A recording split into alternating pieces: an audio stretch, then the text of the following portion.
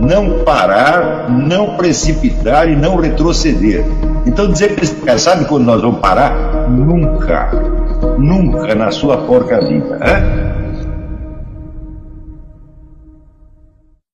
E aí, pessoal do canal, tranquilo? Então, antes do vídeo, quero pedir a vocês para apoiar o nosso canal, seja membro, participe do apoio, vaquinha ou de qualquer outra forma. A gente também deixa o Pix aí para vocês ajudarem o nosso canal. Estão vendo aí toda a censura que está acontecendo aqui no YouTube, em toda a grande rede social. Então é isso aí, para a gente continuar nessa luta, precisamos do apoio de todos vocês. Muito obrigado a todos, fiquem com o vídeo, sempre com Deus, pátria, família e liberdade. Valeu!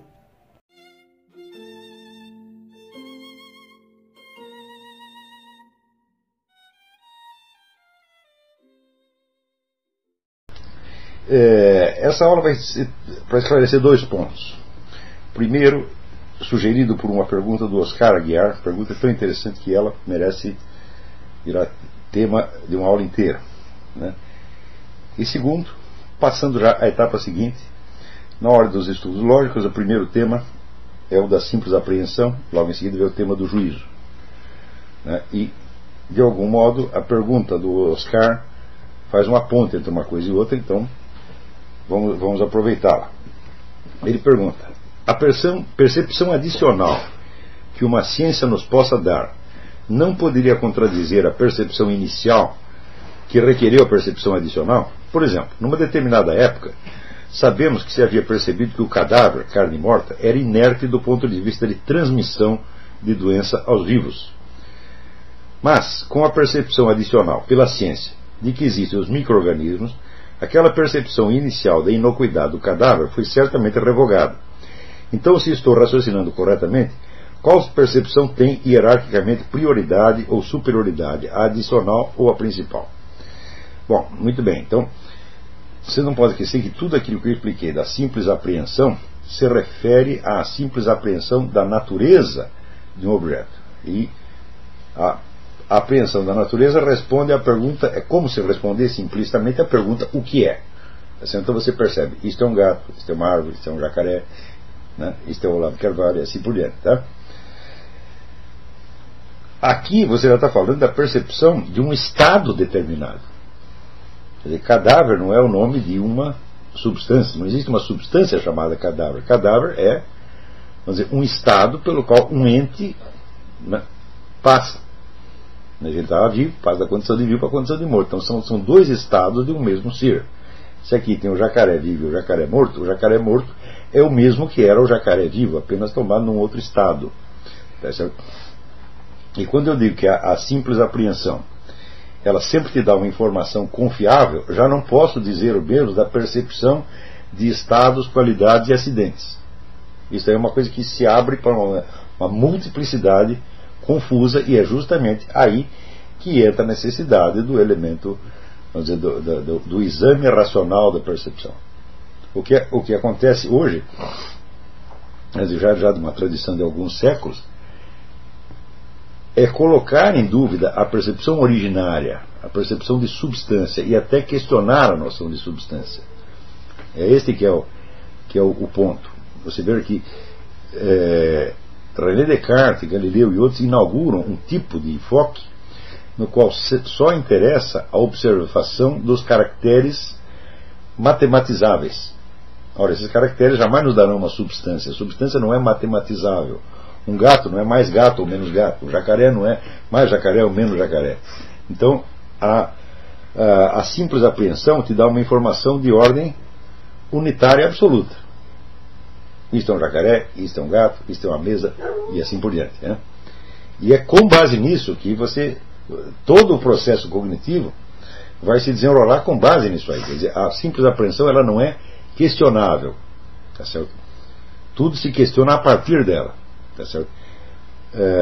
Visando, às vezes, complementar a mera percepção de substância com a percepção de estado, com a percepção de processo, com a percepção de qualidade, de transformações, de diferenças quantitativas e assim por diante, né? Quer dizer, a simples apreensão não te dá tudo, seria absolutamente impossível. Se você pudesse perceber tudo por simples apreensão, você seria Deus, ter o conhecimento instantâneo de todas as coisas. Isso absolutamente não é possível. Então, nós temos o conhecimento instantâneo da identidade das substâncias. Tá certo? E, vamos dizer, mesmo quando você pode, vamos dizer, errar, você não erra na percepção. Se você analisar a percepção, ela está corretíssima sempre, né? As conclusões que você tira depois é que podem confundir tudo. Mas eu quis mostrar na aula anterior, vamos dizer, a riqueza deste fenômeno que se chama simples. A riqueza é a complexidade da simples apreensão, que chamar de simples fica até irônico. E o entendimento disto, vamos dizer, é absolutamente indispensável, sobretudo depois da fenomenologia de Husserl. Toda a fenomenologia consiste, vamos dizer, numa descrição do conteúdo da percepção, não do ato da percepção, porque isso seria já uma fenomenologia da própria percepção e não de um ente. Você pode fazer um estudo fenomenológico, né, de qualquer coisa. Por exemplo, Ortega y Gasset tem um estudo fenomenológico da moldura de um quadro. Você pode fazer qualquer coisa, de um gato, de uma formiga, de qualquer coisa. E pode também fazer o exame fenomenológico dos seus próprios processos cognitivos, né? Mas essa descrição, ela nada acrescenta à percepção originária. Ela apenas, mediante, às vezes, uma torção verbal absoluta, quase miraculosa, ela consegue transformar em sentenças, em proposições, aquilo que está embutido na própria percepção. Quer dizer, não é um raciocínio que se faz, não é um raciocínio, não é uma análise, não é uma discussão, não é uma argumentação, não está se tentando provar nada, está tentando apenas pegar o conteúdo da percepção tal como ela se apresentou, tal como ela aconteceu, e do objeto tal como ele se apresentou e por onde ele se apresentou, e verbalizar isto. O trabalho é extremamente difícil, tá certo?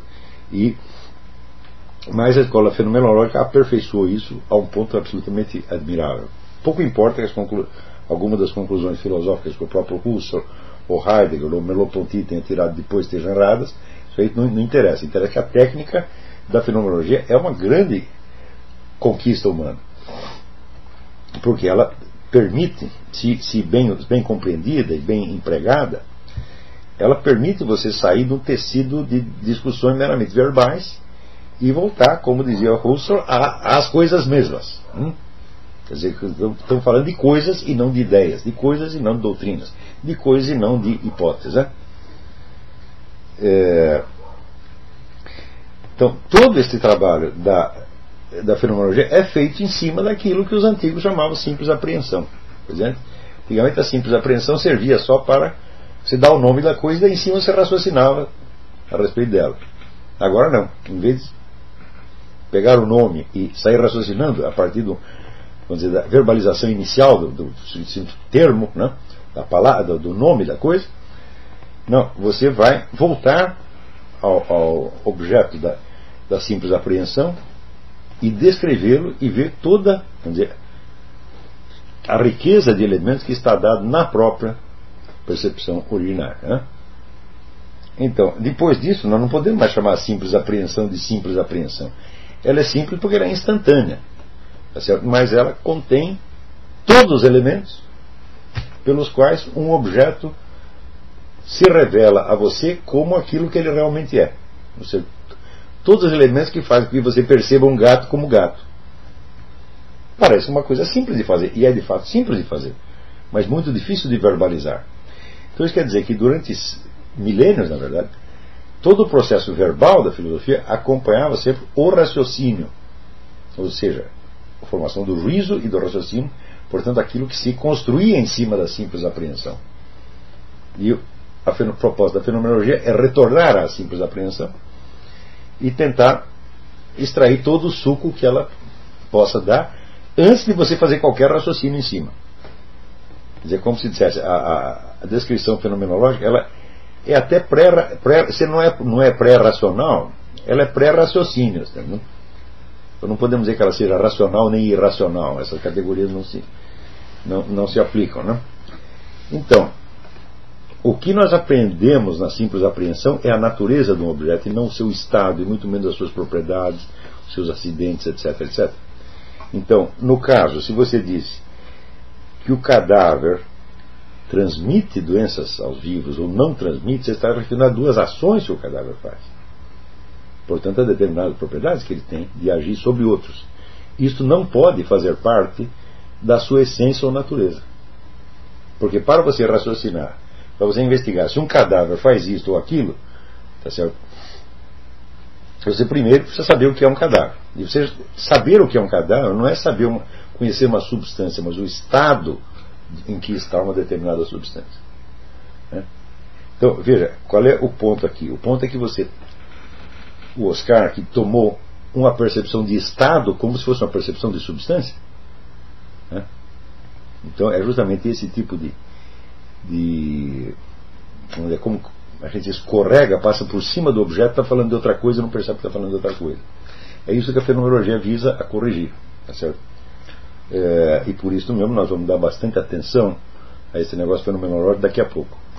Mas os estados, assim como as outras categorias, eles fazendo parte do círculo de latência, eles não podem também ser objeto de simples apreensão? Enquanto elementos do círculo de latência eles são percebidos. Mas o círculo de latência é só um círculo de possibilidades. Por exemplo, qualquer animal vivo pode estar morto daqui a pouco. Isso faz parte do círculo de latência. Né? Mas não na natureza dele. Estar morto não faz parte da natureza. Então, quando você apreende a natureza do ente, você não vai confundi-la com o seu estado. Por exemplo, o gato estar deitado ou de pé. São estados. É claro que você o percebe ou deitado, ou de pé, ou correndo. Tá certo? Mas a simples apreensão não descreve estado, apenas dá um nome do ente, da natureza dele. É um gato. Para você saber que o gato está deitado ou de pé, você precisa saber que é um gato. Do mesmo modo, você saber que um determinado corpo humano está vivo ou morto, então você tem que saber que é um corpo humano. Né? É claro que os estados também têm a sua natureza. Os estados também podem ser definidos. Tá certo? Mas eles não podem ser objeto de simples apreensão, tá certo? Pelo simples fato de que a percepção de estado pressupõe a percepção da natureza. Aquilo que acontece a alguém ou a algum objeto, a algum ente. Está compreendendo? Mais ainda, nós vemos que a percepção de naturezas, a simples apreensão nesse sentido, é instantânea. Essa percepção de estados não é. O estado tem que se prolongar no tempo. Né? Então, por exemplo, todos nós sabemos, vamos dizer que o estado de morto geralmente se prolonga indefinidamente. Agora, o estado de estar deitado, dormindo, não se prolonga. Tá certo? Então, supõe já uma observação contínua. Esta observação, ela só vale se você tiver primeiro a percepção da natureza do ente. Agora, o que aconteceu na transição da Idade Moderna, da Idade Média para a ciência moderna? A noção de substância foi abandonada. E somos só os estados, tal como observados cientificamente e matematizados. Então você sabe tudo o que acontece, você só não sabe para quem acontece. E esta foi realmente a grande objeção de Leibniz a todo este negócio racionalista moderno. Quer dizer, se você pegar todos os caracteres mensuráveis e matematizáveis de um ser, isso não basta para dizer o que ele é. Você precisa ter apreendido primeiro a forma substancial do ente, tal como ela se apresenta. Não é isso? E daí você sabe que tais ou quais estados aconteceram a determinado ente. Né? A percepção de substância, ela por si não é matematizável. Mas ela é a pré-condição sem a qual você não pode matematizar nada, você está matematizando nada. Né? Você imagina, você pega um gato e você vê um número infinito de observações matematizáveis que você pode fazer sobre ele. Por exemplo, só a química da sua respiração, a transformação dos gases que entram e saem, né? A fisiologia dele, a anatomia dele, tá certo? A cinética do gato, o movimento do gato, tá certo? E assim por diante. Isso não termina. Quer dizer, se você pegar todas as ciências, todas elas podem observar o gato de algum modo. Até a economia, o preço do gato no mercado, o quanto o gato come. Tudo isso é mensurável e tudo isso é científico. Soma tudo isso e você não sabe o que é um gato. Para você, a partir dessas medições, você identificar um gato, você precisaria ter outras tantas medições feitas por uma outra sobre uma outra espécie, por exemplo, cachorro. E daí você pega aquela imensa massa de informações, ó, com todos os testes que nós fizemos aqui, isso aqui se parece que não é um cachorro. Está entendendo? Então, o grande problema com as ciências modernas é isso. Para elas não existe substância. Por quê? Porque não há um meio matematizável de você apreender a noção de substância. E, no entanto, a noção de substância está pressuposta em tudo que os cientistas dizem a respeito de qualquer coisa. Mas como ela não pode ser legitimada pela própria ciência que está falando, então é assim, a gente se apoia na noção de substância, mas esconde. Faz de conta que ele não sabe o que é substância. Tem outra pergunta aqui. Mas os estados podem ser agentes de ações? Estados não são agentes. Quem é agente é o sujeito. Então como é que a ciência mede ações? Não, ela mede transformações. Ela não pode sequer dizer que são ações, porque a ação subsiste de um agente. E o agente é necessariamente uma forma substancial. Está entendendo? Então quer dizer que a descrição total que as ciências dão do mundo, das duas uma. Ou elas se assentam na noção de substância, ou elas são uma fantasmagoria. Como a maior parte dos cientistas, lembra o texto do Jean Dojat, ele diz, a maior parte dos cientistas são filosoficamente realistas, quer dizer, eles acreditam na existência de um mundo exterior objetivo, onde existem coisas, e portanto substâncias, e portanto formas substanciais. Mas eles acreditam, mas essas noções todas não fazem parte da sua ciência. São noções filosóficas que eles subscrevem na prática, mas não na teoria. Então, isso aí faz com que a ciência vire um jogo de esconde-esconde. Quer dizer, eles sabem que estão falando de substâncias, mas como por exemplo, o cara é um químico, ele está falando de substâncias, não no sentido químico, mas no sentido, além de serem substâncias no sentido químico, elas são substâncias no sentido filosófico, elas são coisas que existem, né? Então ele sabe que está falando de coisas que existem, mas a própria noção de existência não é uma noção quimicamente expressável. A noção de existência não é quimicamente expressável, a de relação não é, a de propriedade não é. Tudo isso são conceitos filosóficos que estão na base de toda a ciência. Está entendendo? Então aí é a velha proposta do Leibniz, que a fenomenologia no século XX veio confirmar integralmente, ou nós temos que trazer de volta as formas substanciais. O que você apreende de um ser é a sua forma substancial, quer dizer, aquilo que faz com que ele seja o que é. Mas também é só isso que você apreende na simples apreensão, né? Você não pode dizer que você percebe um estado por simples apreensão, porque a percepção de estado pressupõe uma sequência de observações. Não é isso? Por exemplo, o gato pode parecer que está dormindo, mas ele está acordado, né? Você não pode distinguir isto sem um exame mais meticuloso.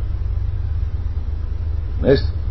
Então, você vê com um cachorro, às vezes o cachorro está dormindo, você chama ele na mesma hora.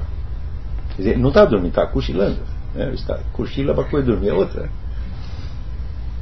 Já está na Bíblia, Deus não dorme nem cochila.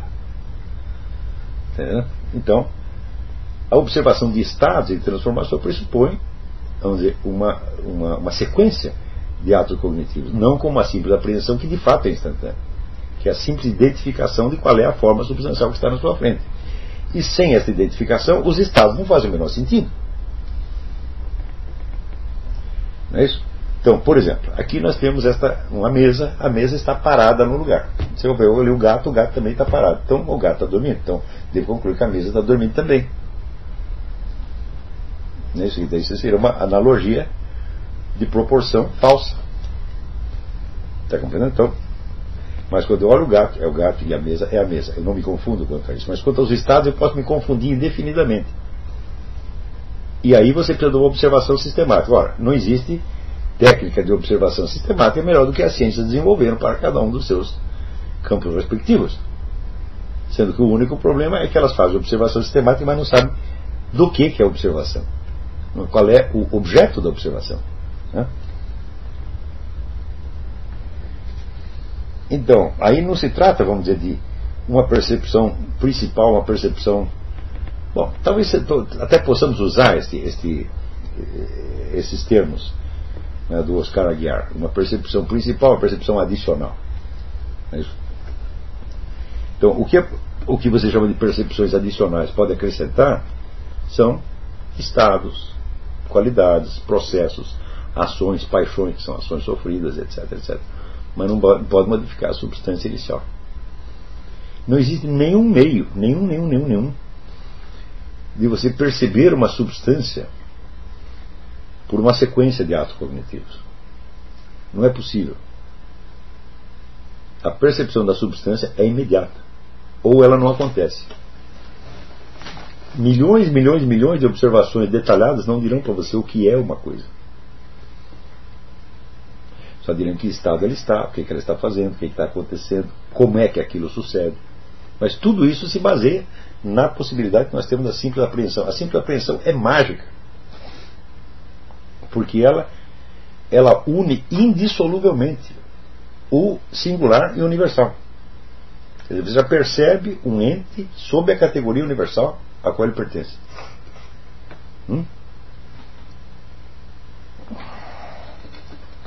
A simples apreensão, então, ela não admite mais e menos, melhor e pior, não existe.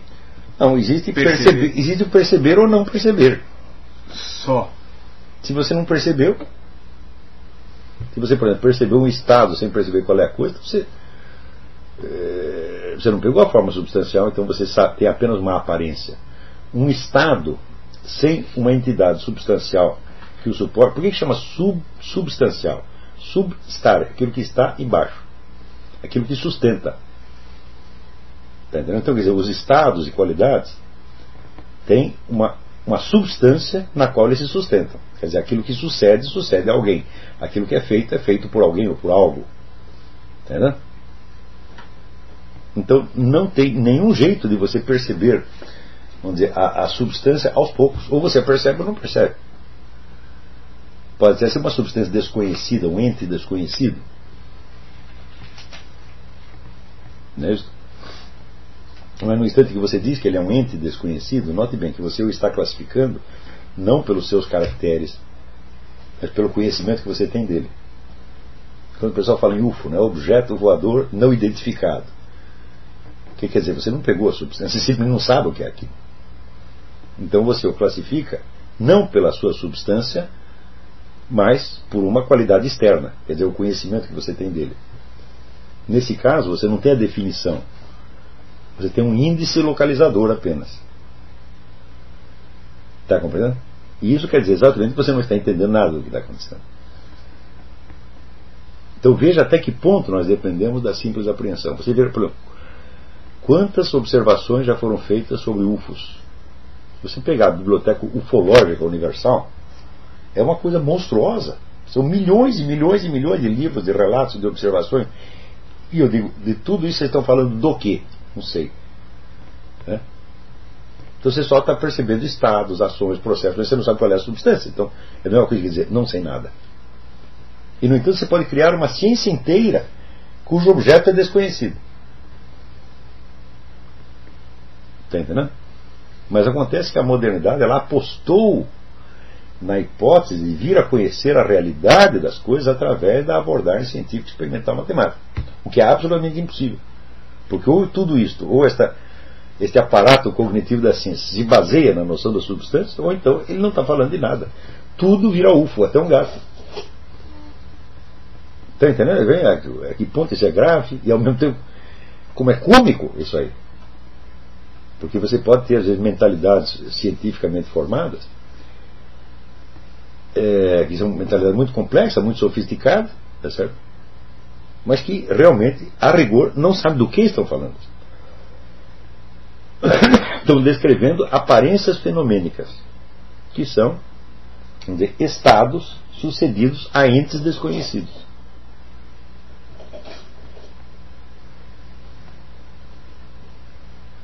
Todos os celulares estão desligados. Então, muito bem. Então, se isto foi compreendido, então nós podemos passar a noção seguinte, que é a noção de juízo. O juízo é uma afirmação interior, é uma sentença interior, quer dizer, que acontece no verbum mentis, acompanhado de afirmação ou negação, de aquilo que você interiormente acredita. Não é isso? O juízo se expressa verbalmente num negócio chamado proposição ou sentença ou afirmação. Tá certo? Acontece que existe uma diferença entre o juízo e a proposição. O juízo pode ser sem palavras, por isso diz que é apenas um verbo mentis. É uma coisa na qual você acredita. Por exemplo, o gato está dormindo e você vê que o gato está dormindo, então interiormente você afirma que ele está dormindo. Você acredita nisso, né? Você não precisa usar palavras. Então, o juízo ou o julgamento só acontece dentro da consciência humana. É um ato imanente da consciência. Quer dizer, quando eu estou interiormente fazendo um juízo, não está acontecendo nada na sua cabeça, nem na cabeça do outro. Agora, a proposição é uma fórmula verbal, a expressão verbal do juízo. Muito bem. Um juízo, evidentemente, pode ser verdadeiro ou pode ser falso. Mas uma proposição pode? Uma sentença? Por exemplo, se eu sei uma determinada coisa, por exemplo, eu sei que eu estou dando esta aula para vocês aqui agora. Eu sei que eu estou fazendo essa gravação. Então, isso é um juízo. Se eu a transformo numa proposição, a proposição para mim mesmo nada acrescenta, ela só verbaliza um treco que eu já sei. Então a verdade dela não está nela, está no juízo anterior que a fundamentou e do qual ela nasce. Se eu digo essa proposição, expresso essa proposição para uma outra pessoa, digo, essa proposição é verdadeira ou falsa? Eu digo, depende de como a pessoa entenda a minha proposição. Ou seja, ela por sua vez vai ter que transformar a proposição, que é uma mera estrutura verbal, num juízo e interiormente concordar ou discordar. Acontece o seguinte: eu formei o meu juízo a partir de algo que eu acredito ter percebido ou de algo que eu pensei. E o ouvinte não tem essa sequência, ele tem a sequência inversa. Ele tem uma proposição, quer dizer, uma estimulação sonora, que ele vai ter que transformar, tá certo, em experiência imaginária e criar um juízo interior. Nesse processo ele pode errar e parar longe do meu juízo originário. E isso acontece com uma frequência extraordinária. Tanto que você vê, do que os filósofos escrevem, eu acredito que pelo menos 50% é correção desses processos. Alguém disse uma coisa que alguém entendeu de outra maneira. Então, o primeiro sujeito que disse, ele teve uma percepção autêntica, real, transformou numa proposição, pode ter feito isso com mais ou menos habilidade, e o sujeito que o ouviu, que não teve a experiência originária, tem que criar uma experiência imaginária análoga, parecida com a do primeiro, para daí ele poder dizer sim ou não. Isso é bastante complicado.